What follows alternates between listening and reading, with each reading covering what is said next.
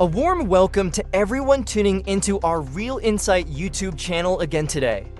We're diving into the superb Korean series Mouse, which revolves around a terrifying serial killer. I have already covered 9 episodes of this series. For those who haven't seen the previous episodes, the card for the Mouse playlist is right up there. Also, I'll leave the links for the past episodes in the description below. Please make sure to watch those videos before you come to watch the 10th episode I'm about to cover.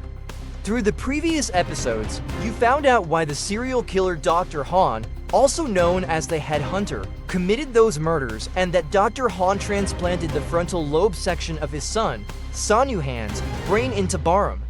Because of this, Baaram has slowly started becoming violent. At the end of the last episode, you saw Baaram attacking Kumuchi. Today's episode will show you what actually happened there and what unfolds afterwards. Honestly, the best parts of the series are just beginning now. If you haven't subscribed to our Real Insight YouTube channel yet, don't forget to click the red button below to subscribe now and click the bell icon next to it as well. Alright, let's go see what happened in the 10th episode of this amazing series. Right at the beginning of today's episode, it shows an incident from the past. That is, Sonyuhan's mother, Kim, is pregnant at this time. As she goes to the hospital, she sees another mother inside a ward trying to kill her son. Kim goes there needing to save that son from his mother. At that moment, the mother trying to kill the child sees the pregnant Kim and says, "Please, don't ever raise that child." It seems like this mother who is trying to kill her child has some mental issue. Meanwhile, we are shown another scene where a pregnant nurse is watching Kim. Then Kim comes out of the hospital. But suddenly, the mother who tried to kill her child falls from the top of the building and dies right there. At that moment, a frightened Kim looks up and sees that it was the mother's own child who pushed her down from above. You will understand what really happened here towards the end of today's episode. Now, it shows a present-day event in the series. At the end of the previous episode, you saw Baaram trying to attack Kumuchi, right? But actually, Baaram didn't kill Kumuchi at that moment. Now we see Kumuchi waking up inside Baaram's house. Kumuchi himself doesn't remember what happened the previous day because he was very drunk. However, Kumuchi sees in the mirror that there are finger marks on his neck. Do you know what actually happened the previous day? You might remember Baaram was choking Kumuchi. Then Baaram picked up a rock and attacked Kumuchi. But at that moment, Baaram didn't strike Kumuchi. Baaram's head, specifically the frontal lobe section of Sonyuhan's brain, is now active. Because of that, Baaram is facing significant difficulties. A part of his brain tells him to kill Kumuchi, while another part says, "No, this is your best friend, don't harm him at all." Due to this conflict, although Baaram picked up the rock, he didn't hit Kumuchi. He hit his own hand. That's why Baaram's hand is injured now.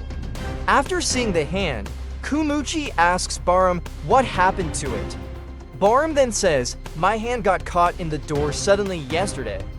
That's why it's injured. I've put medicine on it now." Kumuchi speaks quite angrily at this time because Kumuchi had tried many times to kill someone, go to prison, and kill Han inside the prison, but he failed every time. Then we see Baaram going to meet Dr. Han, who was already in prison. Dr. Han performed Baaram's operation.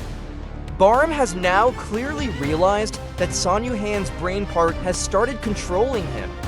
That's what Baaram goes to discuss with Han at this time. Han gives an example, talking about an experiment he conducted before coming to prison. Dr. Han used to mice in that experiment. One mouse was very aggressive, the other was docile. He transplanted the frontal lobe section of the aggressive mouse's brain into the docile mouse. Dr. Han realized then that after the transplant, the docile mouse started becoming aggressive. Actually, a similar situation is happening here now. Sonyuhan is a serial killer. His brain's frontal lobe section has now been transplanted into Baaram. That's why Baaram has started becoming violent. Therefore, Dr. Han tells Baaram at this moment, never surrender to Sonyuhan's part. Next, we see Detective Park. He has now found out that the deceased girl was not his daughter. Therefore, Detective Park needs to meet Dr. Han and find out information about his daughter. So at this time, we see Detective Park coming with Kumuchi to meet Dr. Han. Park meets Dr. Han and asks where he killed and buried his daughter, but Detective Park doesn't get to find out. Then we see Baaram has gone to meet his doctor because Baaram now has a big problem due to what's happening in his head. That's what Baaram has gone to ask the doctor about. Baaram tells the doctor, the brain part transplanted into me belongs to Sonyuhan. I feel like it has started controlling me. When asked about this, the doctor asks Baaram, you started feeling this way after you found out that a part of Sonyuhan's brain is already in your head, didn't you? Baaram's answer to this is yes, because this condition started getting worse after Baaram found out about it. The doctor says that after such an organ transplant, feeling like you are behaving like the organ's owner is a common thing. The doctor tells him to ignore it and also gives Baaram some pills, saying to take one of these pills when such a feeling arises. After that, we see Baaram going to the police station where he works. Once he gets there, another officer gives Baaram a task to take the evidence files related to Minyo, the woman killed by the serial killer a few days ago, to Kumuchi's workplace. Baaram takes the evidence files and goes to where Kumuchi is, but Kumuchi isn't there at that time. Baaram sees Kumuchi's laptop there. He puts the evidence files down, sits in front of Kumuchi's laptop, and starts looking at the details of the murders committed by Sonyuhan. While he's looking at these details, Kumuchi arrives. Kumuchi then asks Baaram why he used his machine. Baaram tells a lie, saying, you remember Bong Yi's grandmother was wearing a badge when she died. Bong Yi asked for that badge. I was just checking on this machine if that badge information is here. Kumuchi believes him at that moment. Kumuchi then sits at his machine and starts searching for the badge his grandmother was wearing when she died, but Kumuchi realizes the badge isn't listed there. Next, we see Bong Yi. You remember the killer Kanduk-soo, who murdered Bong Yi's parents, is now free. Kanduk-soo lives with his mother, and they both live very close to where Bong Yi currently resides. Because of this, we see Kanduk-soo's mother going and attempting to assault Bong Yi. The mother tells Bong Yi to leave the area, but Bong Yi doesn't agree. At this moment, we see Kumuchi arriving. Kumuchi comes, pushes away Kanduk-soo's mother, who is attacking Bong Yi, and saves her. Then Kumuchi takes Bong Yi to her house. However, Kumuchi is trying to take Bong Yi to his own house because Kumuchi knows very well that Kanduk-soo, the killer who murdered Bong Yi's parents, lives nearby now. Kumuchi strongly feels that the killer could pose a threat to Bong Yi, but Bong Yi doesn't want to go with Kumuchi. Bong Yi tells Kumuchi, I can't live my whole life running away scared of that killer. I have to face this. Because of this, Kumuchi realizes his plan to take Bong Yi away won't work. Then we see Kumuchi going to meet Baaram. Kumuchi knows that Baaram has become quite sharp after his operation. So Kumuchi goes at this time to find out some important details from Baaram. You might remember that man named Jaepil tried to kill Bong Yi as well. After that incident, Bong Yi saw on TV that this Jaepil worked for a transportation company. Working for a transportation company means those people usually unload goods from trucks. You'd understand that someone doing such work would definitely have rough hands. However, when Jaepil squeezed Bong Yi's neck trying to kill her, Bong Yi clearly felt that the man's hands were not rough. Bong Yi told Kumuchi about this when they met. Because of what Bong Yi said, Kumuchi now suspects that this might not be the new serial killer after all. That's what Kumuchi goes to discuss with Baaram at this time. However, at this moment, Baaram is outside the police station, digging some holes with a shovel because he needs to plant some flowers. Since Kumuchi needs to ask Baaram for details, he says, okay, give me that shovel, I'll dig. You can answer my questions then, but at this moment, Baaram remembers something. Baaram asks Kumuchi, you remember that man Jaepil killed Jang's daughter and buried her. wanting to pass her body off as Detective Park's daughter? Baaram asks Kumuchi for a photo of that grave at this moment. Kumuchi has a photo of it. Kumuchi shows the photo. Baaram is about to make his point. His point is, like they were digging holes just now. Usually a right-handed person holds the shovel with their right hand at the end of the handle and their left hand gripping the middle. When digging like that, more force is usually applied to the left side. But in Jae-pill's confession, he said he dug the grave alone. Looking at the photo of the grave now, it seems the grave must have been dug by a right-handed person, but Jae-pill is actually left-handed. Because of this, both Baaram and Kumuchi suspect that perhaps Jae-pill is not the serial killer, or maybe Jae-pill had an accomplice. Before suspecting Jae-pill, they initially suspected Jae-pill's son, Honchul. So now, Baaram and Kumuchi's suspicion shifts back towards Honchul. Then Baaram and Kumuchi team up, considering Honchul as the suspect, and continue their investigation from there. You remember after they dug up the body of Jang's daughter, thinking it was Detective Park's daughter, the body was tied with a specific knot. After Kumuchi gave the knot to an investigator, the investigator said that the knot might have been tied by a child because it was tied in an irregular manner. Considering this, Kumuchi realizes that Jang's daughter was killed many years ago. Calculating based on that time, Kumuchi realizes that Honchul would have been around 10 or 12 years old back then. Therefore, Kumuchi thinks maybe it was Honchul who killed Jang's daughter, tied that knot, especially since the investigator said it might have been tied by a child. However, you might remember the second girl this serial killer murdered. Her name was Nari. You recall the clothesline tied up inside that house. But there is strong evidence that Honchul was not there when that murder occurred. You remember Honchul works for that organization.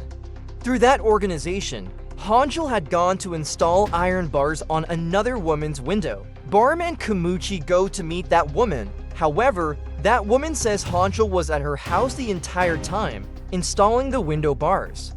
But then this woman remembers one thing. She has a dog and the dog suddenly had an epileptic seizure.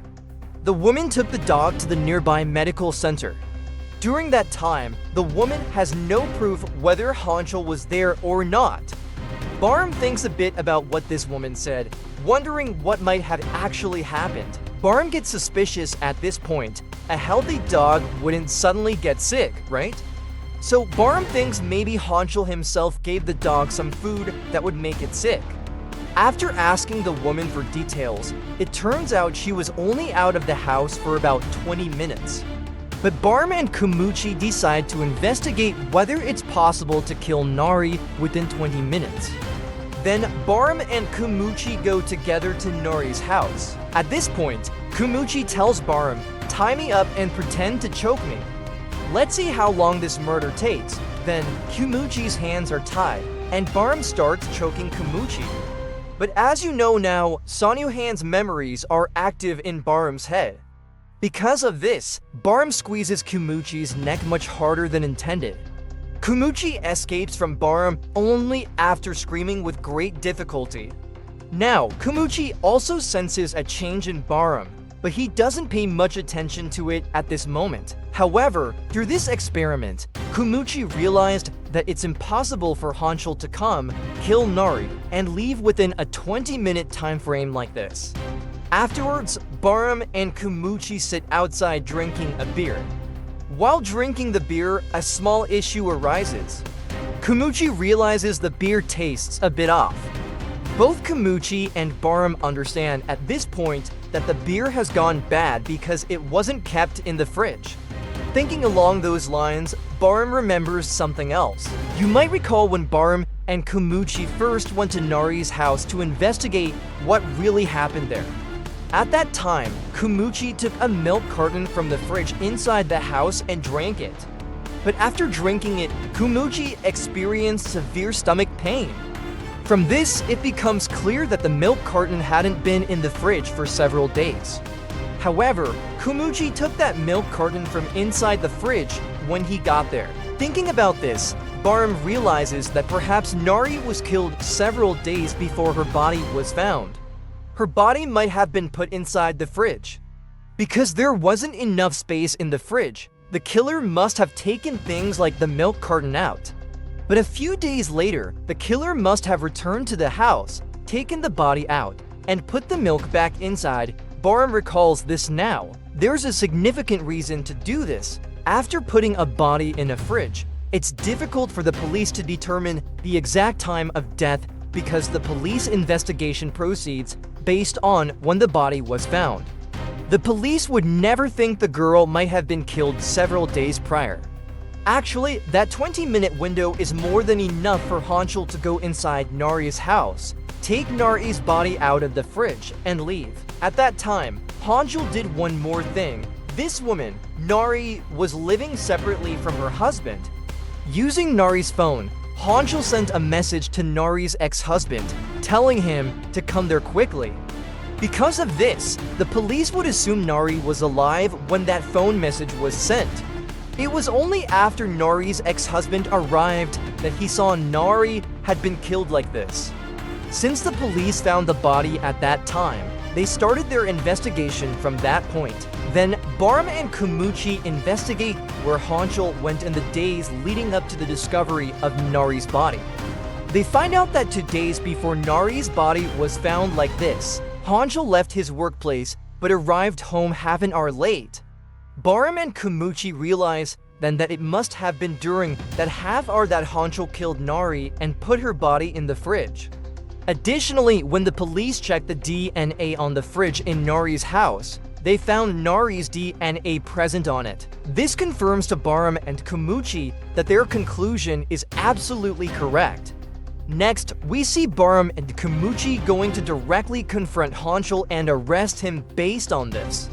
But actually, Baaram and Kumuchi only have a deduction. They have no concrete evidence about this. Honchul knows this very well. Therefore, Honchul is able to get away at this moment.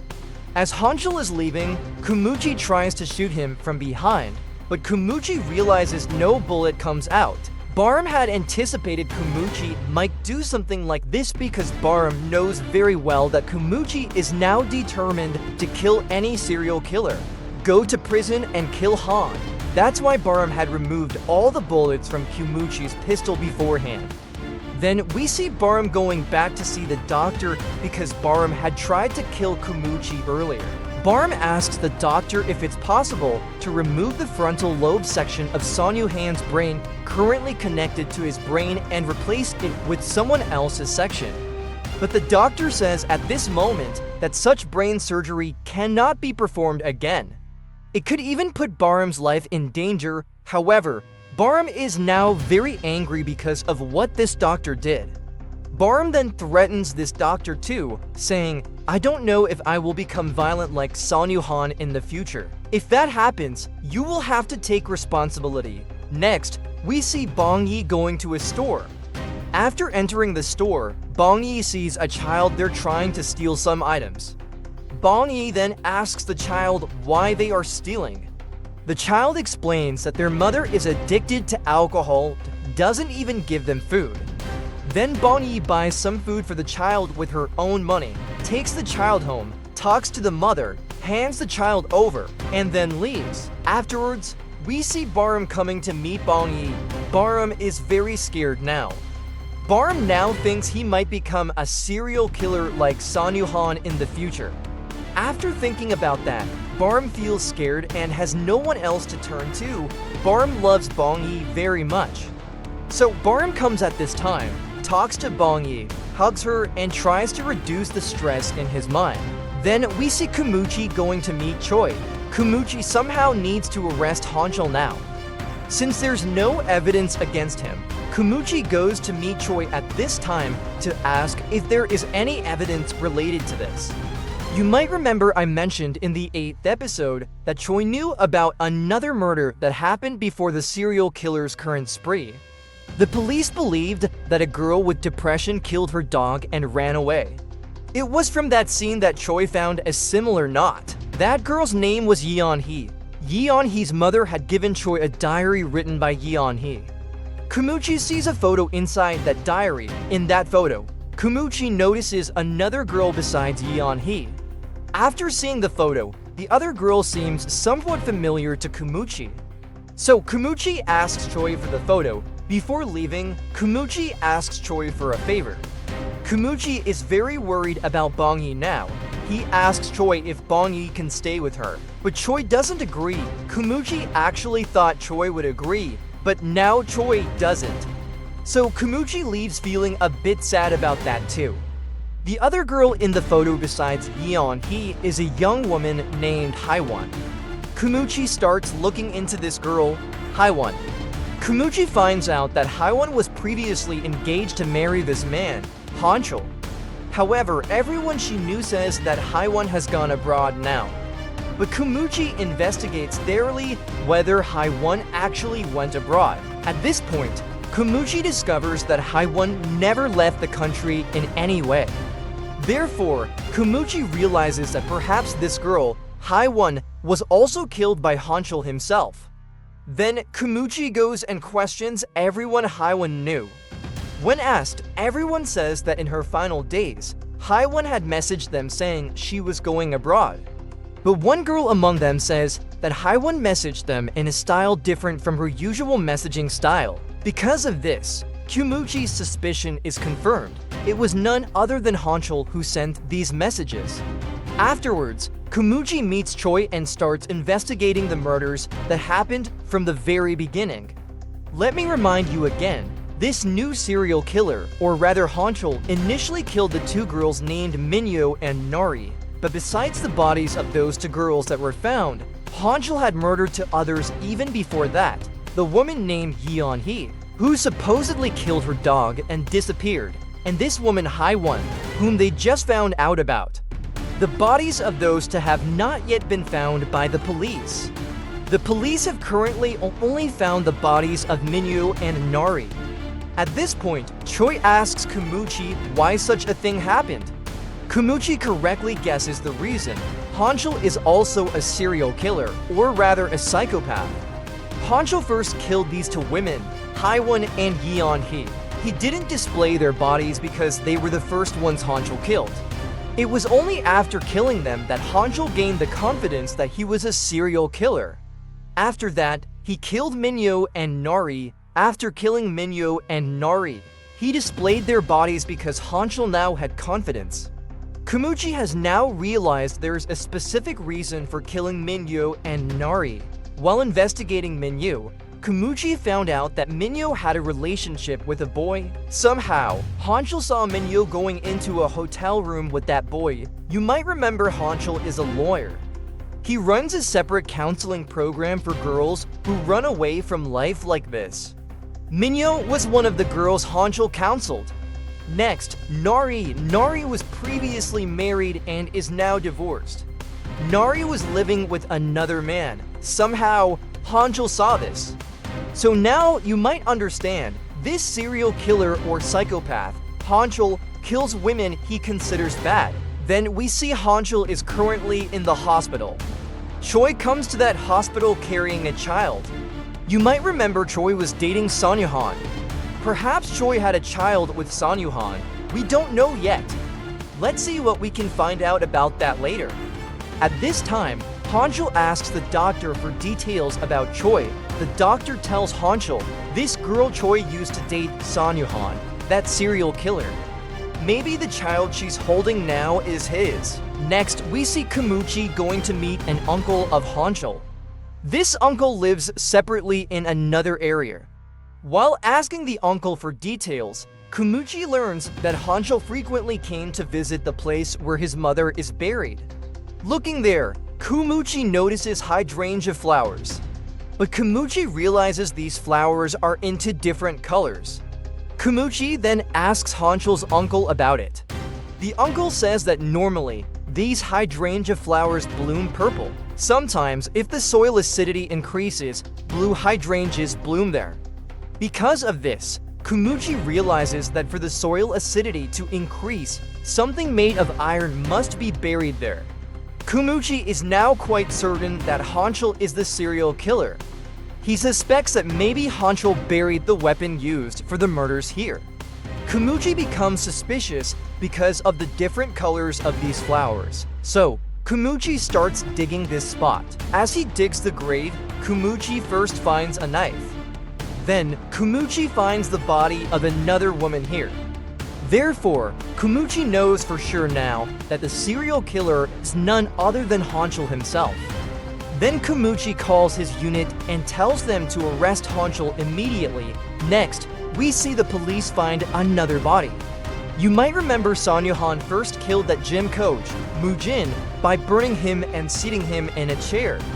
The police have found a body in a similar state. This makes the police guess that perhaps another serial killer imitating Son Yuhan has emerged. Baaram goes to check the place where that body was found. After arriving there, Baaram starts smelling mint. You remember the mint smell comes from Son Yuhan. Baaram himself can't figure out what's really happening here at this moment. But after looking at this body, Baaram is certain this cannot be a serial killer imitating Son Yuhan. This is the work of someone well-practiced in killing people. Baaram realizes this. Then Baaram goes to meet Kumuchi. Kumuchi is currently at the evidence collection place. Going there, Baaram tells Kumuchi to play the video that Son Yuhan sent to the live program after kidnapping the child Honchul. Kumuchi also can't understand what's happening now. Then Kumuchi plays the video. It's only after playing and watching the video that both Kumuchi and Baaram realize the child in the video is Honchul wearing another mask. Looking at the background of the video, it's clear that the background is a basement, but it's not Son Yuhan's basement in this video. Therefore, Baaram suggests that perhaps Son Yuhan might not be the serial killer. Maybe the serial killer is actually Honchul, the one they are currently looking for. There's a reason Baaram does this. The part of Son Yuhan's brain is now inside Baaram's brain. Since Son Yuhan is a serial killer, that part has started troubling Baaram immensely. If maybe Son Yuhan isn't the serial killer, that's a big relief for Baaram. So Baaram is trying at this time to say that perhaps Son Yuhan isn't the serial killer, that Honchul is the one. But when Baaram says that, Kumuchi gets very angry because it was Kumuchi who shot and killed Son Yuhan. So Kumuchi asks Baaram at this moment, if Son Yuhan isn't the serial killer, why did Son Yuhan kill Bong Yi's grandmother? Besides, it was Son Yuhan who attacked you like that with a large iron pipe. Then why would Son Yuhan do that? Baaram doesn't have an answer for those things right now. But Baaram presents another argument at this time. That is, after Bong Yi's grandmother died, the badge that was near her wasn't found with Son Yuhan. Not only that, you might remember Kumuchi's brother, Father Vaughn, always wore a necklace. That necklace wasn't found by the police inside Son Yuhan's basement either. So where did those two pieces of evidence go? That's why Baaram repeats now that Son Yuhan isn't the serial killer. Maybe this Honchul is the serial killer.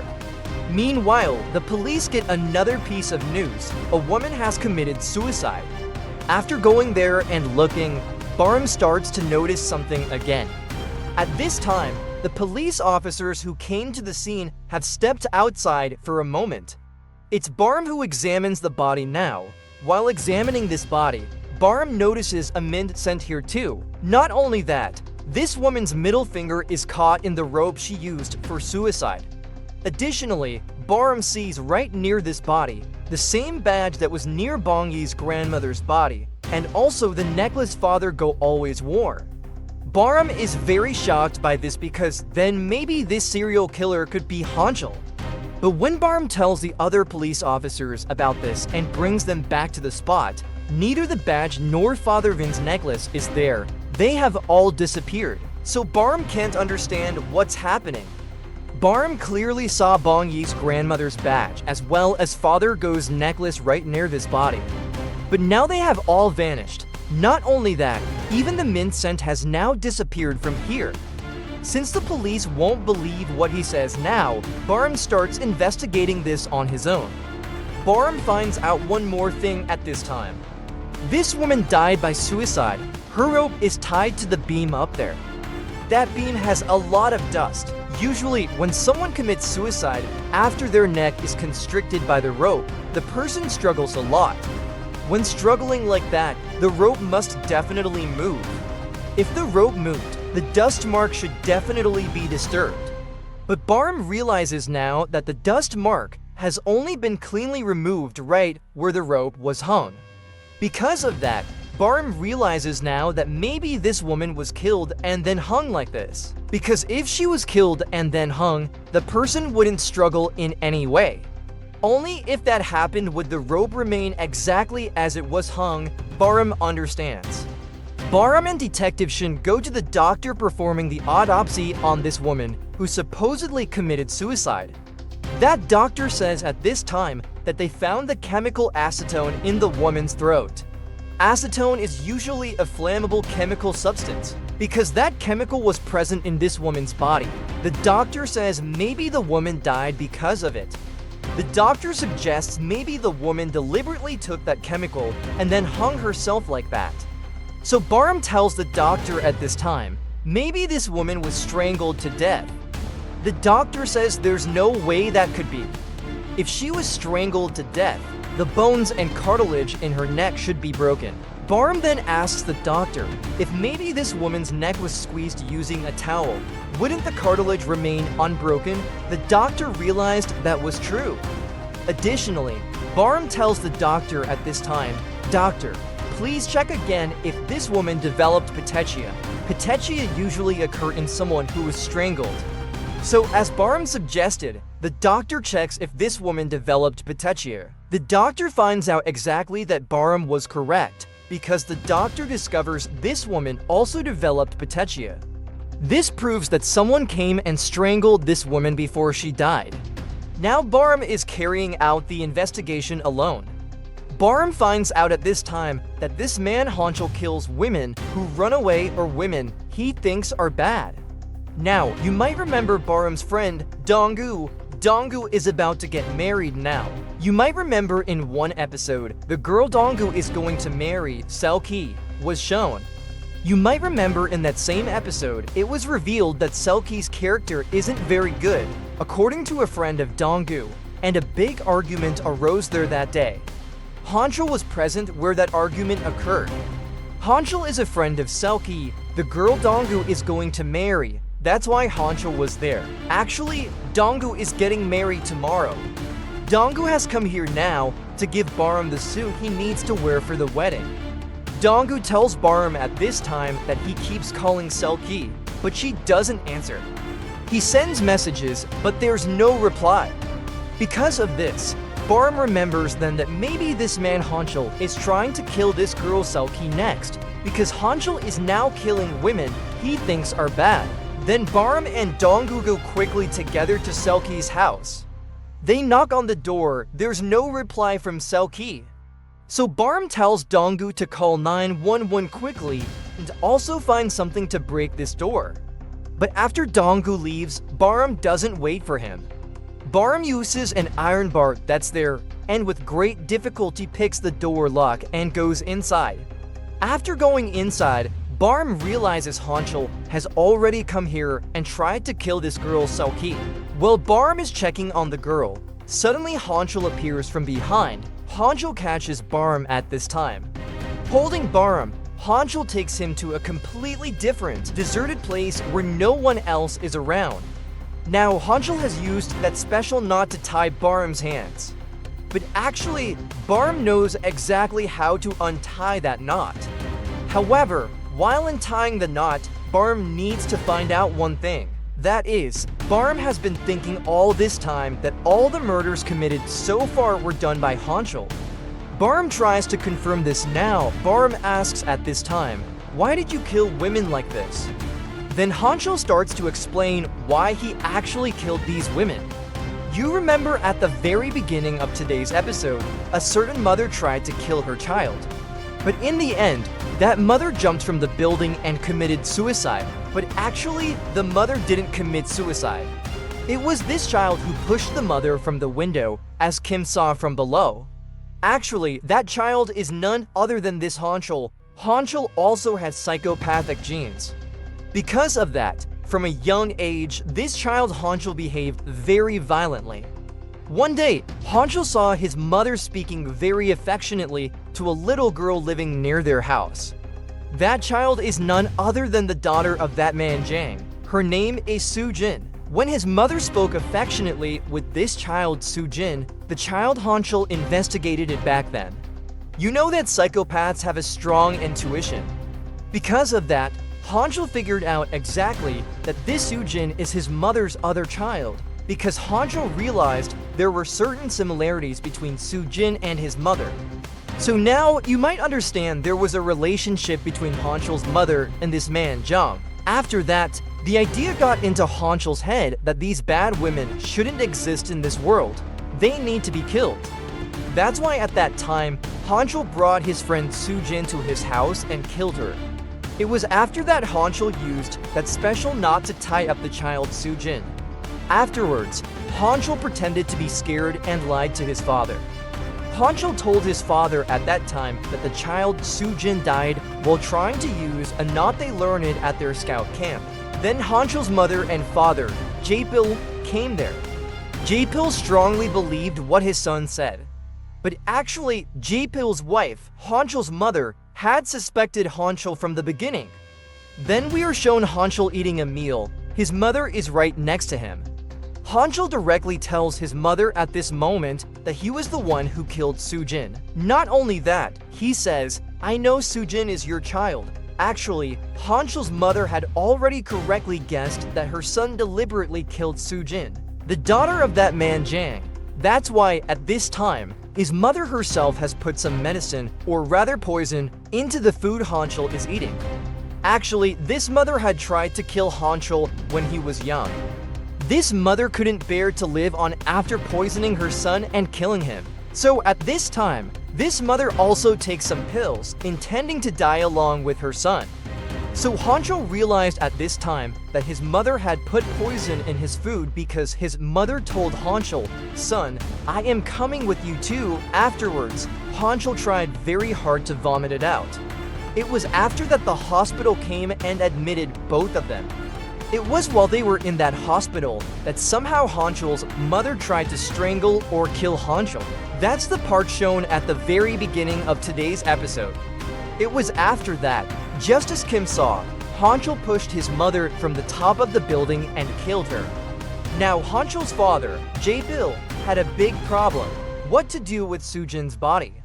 In those days, Jae-pil was a police officer who worked on the headhunter case. It was around the same time that Detective Park's daughter disappeared. Because of this, Jae-pil did exactly what his son told him to do. Honchul had told his father to bury Soo-jin's body along with clothes, similar to what Detective Park's daughter was wearing when she disappeared, and also include her DNA. That's why all of this happened. Now, you might understand that Jae-pil didn't actually try to kill Detective Park's daughter. What he really tried to do was completely cover up the incident of Soo-jin, who was killed by his son, Honchul. So Honchul confesses all these things to Baaram. Baaram has untied the knot by now. Baaram then directly lunges at Honchul, squeezes Honchul's neck, and asks if he also killed Bong Yi's grandmother and all of them. At this moment, Honchul can't understand what Baaram is saying. Baaram is somehow trying to get him to admit that Honchul committed all these murders. But actually, all those earlier murders were committed by Son Yu-han himself. Honchul tells this to Baaram with great difficulty at this time. Along with that, Baaram starts remembering various things. The way Son Yu-han committed the murder of Bong Yi's grandmother as well as all the other murders. After that, Baaram realizes that what he thought was wrong. Son Yu-han is indeed the serial killer. After remembering these things, Baaram becomes very angry. Baaram then beats Honchul relentlessly and kills him right there. After killing Honchul, Son Yu-han starts appearing as a hallucination to Baaram at this time. Son Yu-han comes and asks Baaram, "You feel great relief now, don't you? After killing a person, you feel great relief, right?" Anyway, that's how the 10th episode of this superb series ended. So in the upcoming episodes, another big secret is about to be revealed. I won't say what it is right now. If you still haven't subscribed to our Real Insight YouTube channel, don't forget to click the button below to subscribe and also click the bell icon next to it. Then let's meet quickly in the 11th episode.